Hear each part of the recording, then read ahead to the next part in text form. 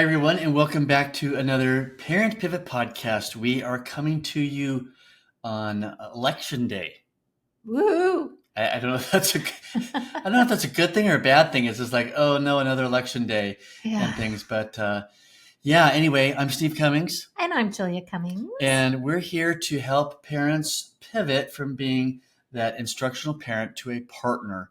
And we've actually hit a topic like this a couple of times. And so we thought, with it being Election Day today, we are going to talk about. Well, I wanted to talk about, and like you said, we have talked about this a couple of times in more about like when you have differing opinions and your child maybe stops talking to you. Right. Yeah. What happens when. What I wanted to talk about today is more the idea of asking yourself the question of how might you be alienating your adult children by not just your viewpoints. Well, let me just kind of give you a scenario and what I'm thinking. I've heard from many people, mostly younger people, how it drives them crazy that their parents watch the news all the time. So I want to ask you, if you sit around for hours on end watching Fox News or MSNBC or CNN or Newsmax, whatever it happens to be, just asking yourself how that might affect you, might affect your home, might affect your adult child when they just stop by, and maybe they even have the same viewpoints as you, only they just are so annoyed that you have the news on all the time. I'm just curious about that. And I think the older we get and the less we have to do, that probably happens more often.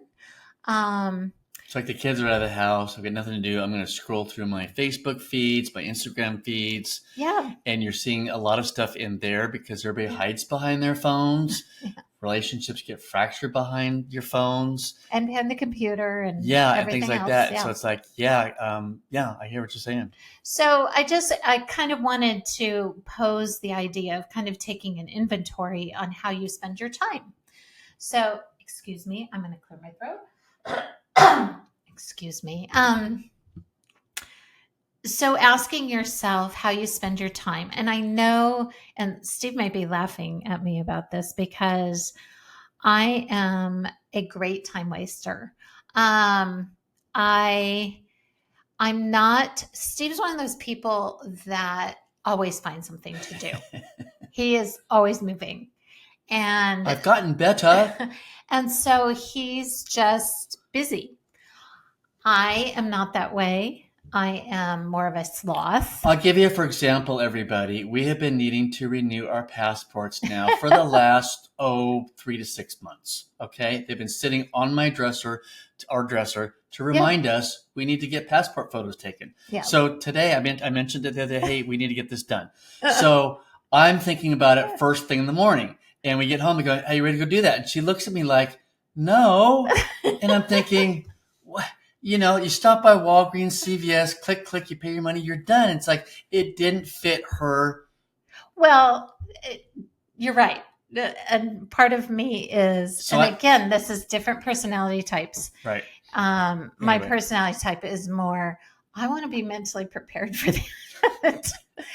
Because I know that it's a photo, but I know that I'm going to hate the photo. And so in my mind, I need to be mentally prepared to have to do that. But we're handing it to some person in another country we'll never see again. Which is true. Anyway, the point all was, that to say, I'm here to add the color commentary. Yes. The whole point was that I'm more of a sloth type. And so when I have nothing to do, I oftentimes am doing nothing. I enjoy laying around. I enjoy reading. I enjoy maybe scrolling on my phone. I enjoy watching old TV shows and all of the things like that. So playing with your granddaughter. She likes to get the letters of the alphabet out of the bathtub and play with you on the floor. But that's more something to do. Okay. So I'm talking about times when there's nothing to do. Right. So I'm picturing a scenario where maybe you and your husband are finally empty nesters. So you could be in your 40s, as young as that. Or you are older in your 60s like us, and your life has slowed down. And because of that, you start turning on the news. You want to know what's happening, whatever. And it starts taking over on some level um, of importance. And part of the reason for this podcast is to keep the important thing the important thing. It is the main thing, the main thing. Right. It's about relationships. Relationship, It's about relationship. you having a good relationship with those around you. And sometimes when we make something more important than perhaps it needs to be, then we might find ourselves in a difficult spot in a relationship. Well, and as I'm hearing you say that, which I'm good at listening. Are you? I am. I do everything my wife tells me to do. Okay. As I hear you say that, where was I going with this? I don't know. What did you just say? About relationships. Oh, relationship. Yeah. Well, yeah. I'm sorry. If our minds are captivated with things that we're learning or things that are interesting to us, it's going to be in the forefront of our mind. Yeah. And so it's like, and I don't have much space left in my mind and things. So it's like, I'm going to pick up discussions based on, hey, did you hear that, ... Right. Yeah. And so that's going to be the first thing out of my, now, if I'm doing something else with my time, I don't have those things that could end up, and I guess we're not talking about fracturing relationships here. No. We're talking about alienating. Yeah. And more just about alienating in the sense of how are you spending your time that your adult children may look at and have issue with that, or have issue with it's almost like, I guess the reverse would be, as parents, as partners, yes, the reverse would be your child's got free time. yes. They've done their homework, they've done their chores, right, and they're playing video games. right. Okay. And that's all they want to do. And that's all they want to do. Right. So that would be now flip the script. Yes. And go, Mom and Dad, what is it that you could be doing? And we're bringing up, since it's election day and there's so much volatility in that. And again, we're not talking about, today's podcast is not about, my kids are not talking to me anymore because of we have different political views. We're talking about, I am putting too much of this in my head. Right. And now that's all I am able to talk about. Right. Right. And so my kids like, again, it's like, if you think of it the other way, going, my kids are sitting in front of the TV again, playing video games. Right. And it's like, well, I've got nothing else to do. This is what I want to do. Right. And it's driving you nuts. And it doesn't necessarily mean it's a bad thing. It could even, you could even liken it if your kids didn't play video games when they were young. Maybe they played with Legos and they were obsessed with Legos. Something. Maybe they watched a certain TV show and that's all they wanted to talk about. Whatever it was, you can relate. So the idea is just, again, we have so much to learn from our adult children, and they will call us out on things when they see things that they think are unhealthy or whatever. And we have a tendency, I see this in my 95-year-old mother. I went to Charleston with her last week. And at one point, I forget what it was that was happening, which is irrelevant. But she said, and I was with my sister, and she said, I don't want my kids telling me what to do. And I just thought it was so funny because none of us want that. It's just like, it goes against nature, right? Like, we're supposed to be the older ones that are helping our kids and teaching them and whatever. But at some point, as they become adults and they have their own lives and they learn things and they have viewpoints about things, to be able to listen to them and have them call us out on things is not something to poo-poo. No, because it's a mutual respect relationship at this point. Yeah. Before, as a parent, it was like, I'm dad, I'm mom, you need to do what I say. Yeah. And that's kind of a harsh way of dealing with it, but that's kind of like how older parents and previous generations dealt with it. So, because I said so. Yeah. Now you try to do that, and that doesn't work anymore. You got to explain things, but it's a mutual respect relationship, and that means if they see something that is like, again, I'm not going to say fracturing, but it's like, it's like the big sigh again. You guys are watching again. Now I imagine, I don't know. Raise your hand out there. How many of you are going to turn the TV on and want to watch election returns tonight? I don't know. Midterms, people really don't do that. It's not even midterms. It's all local stuff. That's local stuff. Yeah. Oh, that's true. But there's some big races. That reminds me, we have to go vote. Yeah.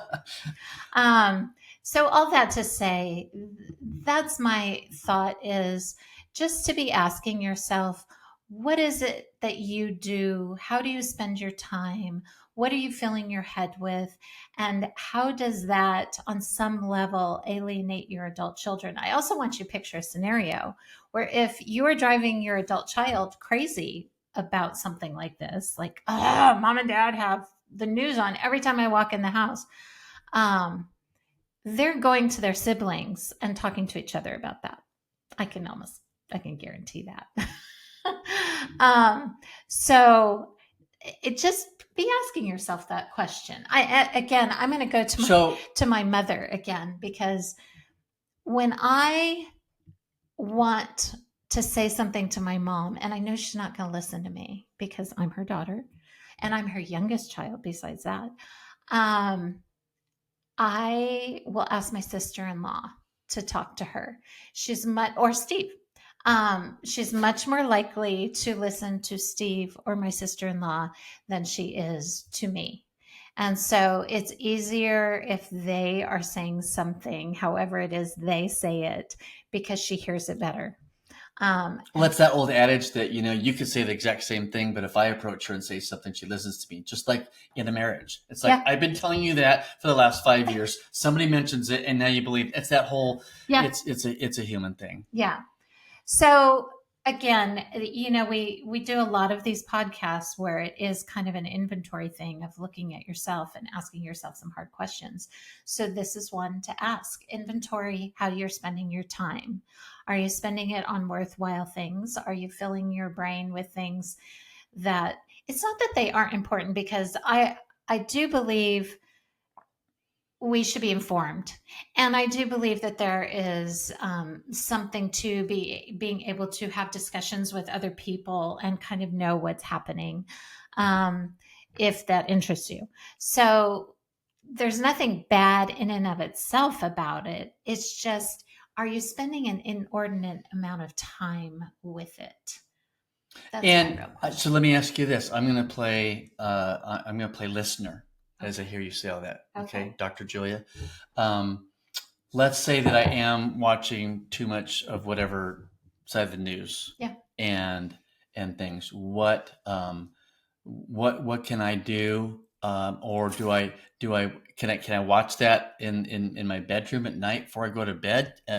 So because my kids aren't coming over, am I trying to not do it as much when I know they're coming over during the day, so it doesn't look like I'm inundated with, going back to the video game analogy? It's like, you know what? I don't want mom and dad ragging on me, so I'm going to, go in my bedroom and do video games, and that's okay. I mean, so I would say it's because it's not about hiding it. Okay, it's not about hiding it. It's never about hiding it. I mean, you are who you are, and authenticity is important.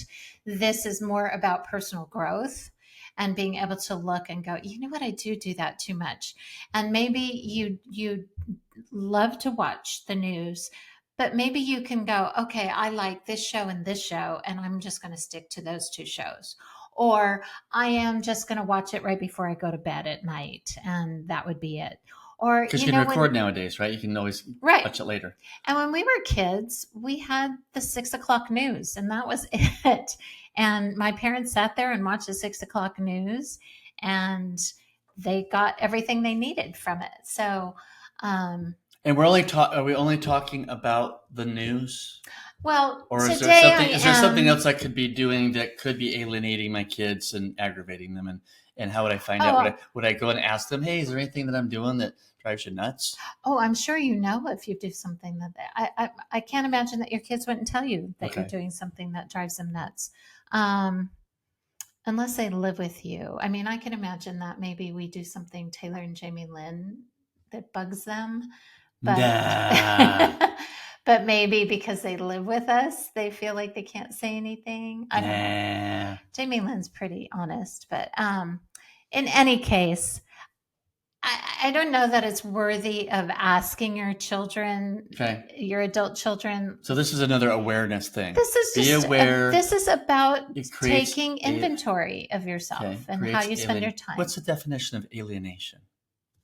Alienating is more you're creating space between the two of you. You're making it so you can't connect or you aren't connecting. If that makes sense.